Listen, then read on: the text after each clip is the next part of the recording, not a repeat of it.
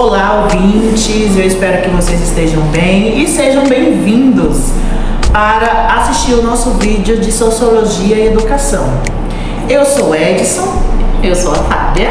E eu sou o Adílio. Junto conosco está nosso colega Clécio, que não está participando da gravação, mas está nos ajudando na edição e na continuidade do vídeo.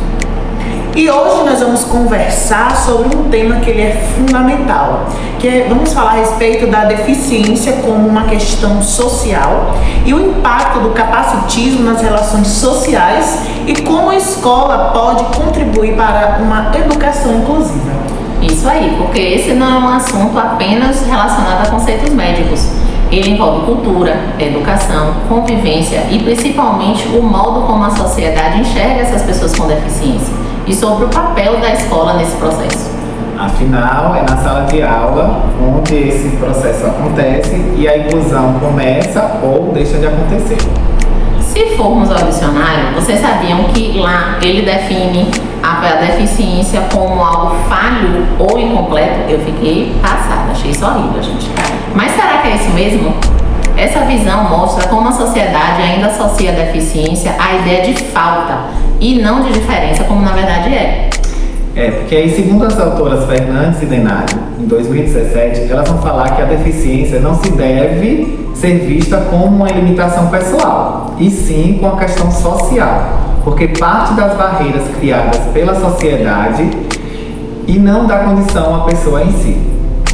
E é justamente aí em que entra o capacitismo, o preconceito que considera as pessoas com deficiência como incapazes ou também inferiores. Às vezes, ela vai ficar explícita, sabe? E, além disso, muitas vezes também fica sutil. Por exemplo, quando alguém fala, nossa, nem parece que tem deficiência. E aí fica evidente, reforça essa ideia de que existe um padrão de competência. E aí, Fernandes e Denários também continuam lembrando que o capacitismo é uma herança histórica de uma sociedade que sempre tentou definir quem merecia viver plenamente. O estigma social relacionado à deficiência desafia a construção da identidade dessas pessoas que são rotuladas, ou seja, em vez de serem vistas com suas múltiplas individualidades, superar isso exige mudar mentalidades, e a escola tem um papel central nessa transformação. Vocês sabiam que no Brasil o Estatuto da Pessoa com Deficiência é de 2015? Estamos falando de alguns anos, gente, estamos 10 anos. E de lá para cá, os avanços legais vieram em forma de leis associadas, em torno de umas 5 leis, mais ou menos. As mais conhecidas são a que exige que tenha um recurso de acessibilidade nas campanhas educativas. Então, não sei se vocês perceberam que os pronunciamentos agora tem sempre alguém em Libras, traduzindo. E outra também foi a de inclusão, a exigência de inclusão de pessoas com TEA no mercado de trabalho. E tem outras, mas muitas delas não saíram do papel, pois é notório como a gente vê a falta de inclusão no nosso cotidiano. É verdade. Como sociedade, ainda precisamos fortalecer muito a prática dessa inclusão, e não apenas o discurso. Como disse a Sazak, em 2005, viemos o desafio de fazer da inclusão um verdadeiro paradigma do século XXI, ou seja, transformar a integração em inclusão. Entender a adaptação deve ser feita da sociedade e não da pessoa com deficiência. E as políticas e práticas das escolas devem abranger a diversidade dos seus alunos.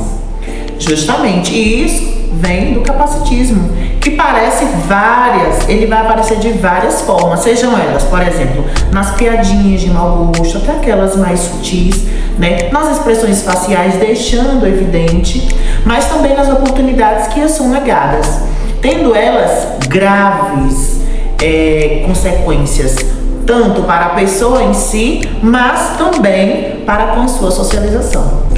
Os dados do IBGE de 2022 mostram que 7% da população brasileira tem algum tipo de deficiência, mas menos de 1% consegue chegar ao ensino superior.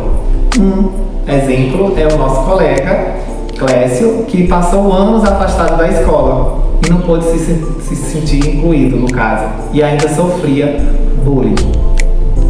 E o pior, né, é que esse preconceito, ele começa onde não deveria existir.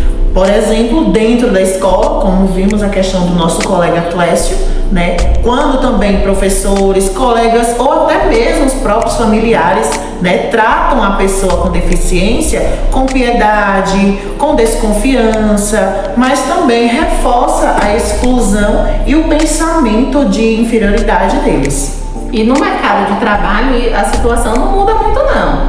Quantas vezes você já viu pessoas com deficiência gerenciando grandes empresas ou em lojas de moda? A maioria delas ainda, infelizmente, ocupa posições pouco valorizadas, como nas esteiras das grandes fábricas e nos grandes mercados, pois elas não são vistas na sua totalidade como pessoas inteligentes ou bonitas. Pessoal, a escola é sem dúvida o espaço mais importante para mudar essa realidade. Ela precisa ser o lugar onde as diferenças são valorizadas e não ignoradas ou criticadas. Porque uma verdadeira inclusão, ela precisa promover o pensamento crítico, o respeito e a empatia. Ela deve olhar para o potencial do aluno e não para as suas limitações.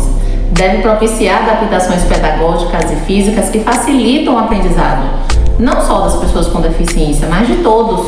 Capacitar de forma continuada os professores e assim criar um ambiente acolhedor e colaborativo, valorizando a diversidade e singularidade de cada indivíduo. Uma vez que o processo educacional a gente espera que seja dialógico, flexível e contínuo. E nós, educadores e educadoras, cidadãos e cidadãs, né, precisamos focar justamente na criação de uma sociedade mais acessível e justa para com todos também, onde que a pessoa com deficiência possa exercer, né, o seu papel social de acordo com a sua funcionalidade e entender que incluir também é humanizar, tá? Pois antes de existir a deficiência, há uma pessoa que tem identidade própria. Pois é, porque a deficiência não é ausência, a deficiência é presença de força, de aprendizado e de diversidade. Pois é, e uma sociedade justa é aquela que reconhece o valor das pessoas na sua totalidade, ou com sem deficiência. E a escola também é o ponto de partida para essa mudança, para que possamos, né, ensinar os nossos alunos e alunas a enxergar o outro como ele é. Né? Um ser humano completo, capaz, mas também digno.